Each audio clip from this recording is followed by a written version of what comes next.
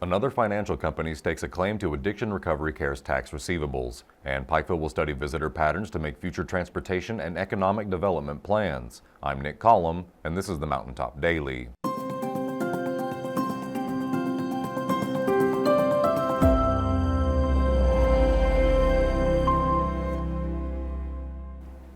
A new investor is stepping into the legal battle over Addiction Recovery Care's finances, asking a federal judge to keep millions of dollars frozen. Clear Cove Opportunities Fund has filed a motion to intervene in a lawsuit in Manhattan federal court between ARC and Angelica Capital Trust. Clear Cove claims it already owns the rights to tax refunds at the center of the Angelica dispute and says the money should not be released until ownership is decided. Clear Cove says it paid more than $3 million for ARC's employee retention tax credit refunds last year before ARC entered into a separate deal with Angelica. The IRS issued the refunds in December, but both Clear Cove and Angelica say ARC never turned over the money. A judge has already ordered ARC to place about $4.7 million into a frozen account. Clear Cove argues part of that money belongs to them and warns ARC's financial instability could put recovery at risk. The judge has not yet ruled on the request. The Pikeville City Commission voted last night to approve a 17-month study of visitation patterns, attendance estimates, and economic activity as they plan for current and future transportation and economic development needs. Robin sat down with city leaders today to find out more about the project.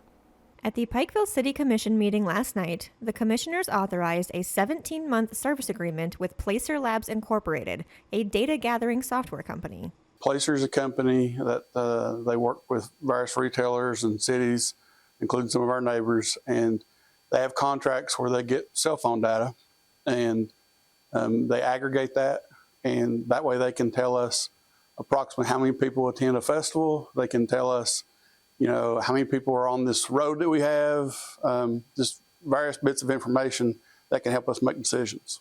Sloan explained that this data is incredibly useful for improving tourism and economic development. And it has applications for us to be able to demonstrate to potential restaurants that this is a good place to put a restaurant. It has applications for tourism. We can see, where people come from. Say, for example, they're visiting the breaks.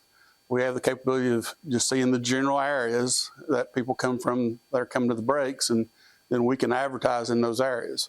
Or we can do things like we can take a place that we think would be good, that they would likely be to come here. We can advertise in that area, and then we can monitor the data and see if that advertising was a benefit. It really just kind of helps us see if the things that we're choosing to do are effective, and then, by extension, trying to make sure that in the future we're more effective in the things we do. The main catalyst behind obtaining this data is the hope of improving traffic flow of the Cassidy Boulevard intersection. The primary reason we wanted to get it approved right now is that we're currently working on a grant that has a deadline in late February. And that grant, what it would allow us to do is get an in-depth study of our traffic patterns and other infrastructure in the Thompson Road, Cassidy Boulevard area. And so we don't have any preconceived notions, but we just think it's important, for long term to be able to figure out what the best solutions are as we continue to grow. The only personal data shared will be a person's zip code. This is anonymous data.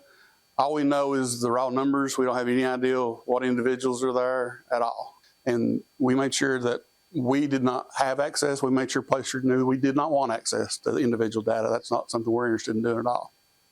The grant process will take about a year, so residents will not see any changes to the intersection in the immediate future. Reporting from Mountaintop News, I'm Robin Tillman. Coming up after the break. Today marked the end of the road for a longtime business in downtown Whitesburg. We'll take you there when the Mountaintop Daily continues. But first, sports and weather.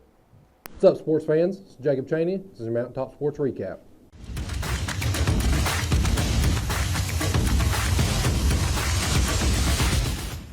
Mountaintop Sports would like to congratulate Ethan Wolford on receiving an offer to continue his athletic career at the collegiate level at the University of Pikeville.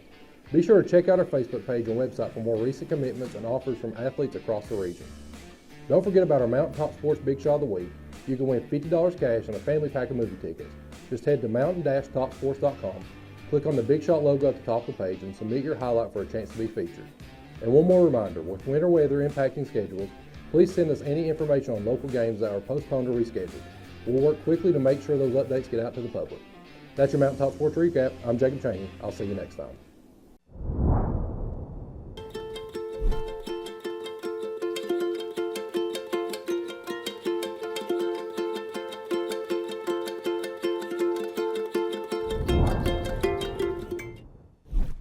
When the government took Social Security away from honest Eastern Kentuckians, Attorney Ned Pillersdorf got the hearings declared unconstitutional.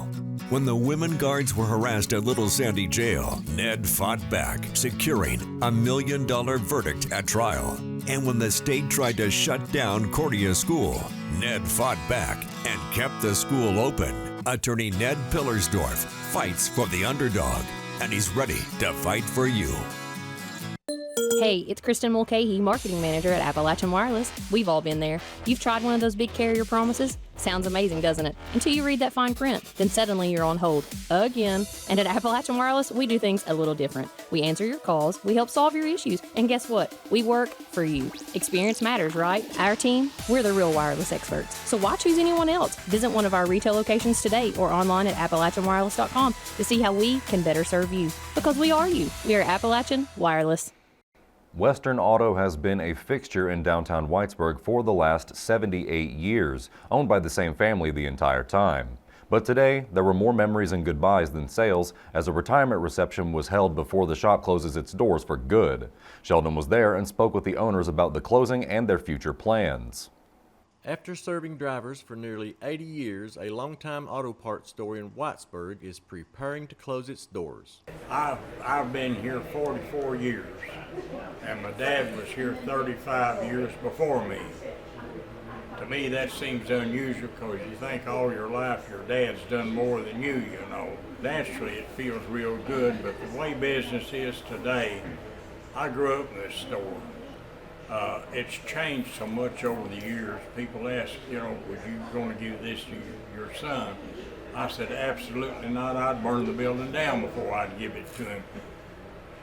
The world is in such a shape, you read more businesses closing than you do businesses opening. Friends, family, and loyal customers stopped in Thursday for Wright's retirement reception. Predominantly, it was a lot of auto parts and things, but it wasn't really a hardware store. I mean, we sold cookware, just many different things. Christmas time was tremendous.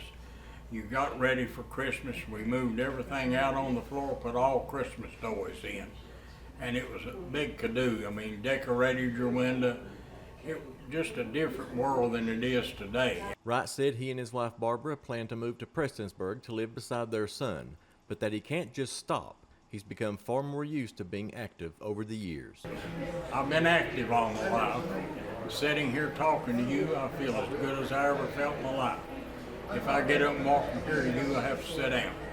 So I've got to do something. I can't just sit. I have to do something. Reporting for Mountaintop News, I'm Sheldon Compton. That will do it for this edition of the Mountaintop Daily. Be sure to check us out at 6 p.m. every weekday on Mountaintop TV, the Mountaintop TV app, and the Mountaintop News Facebook page. With your Mountaintop Daily, I'm Nick Collum for Mountaintop News.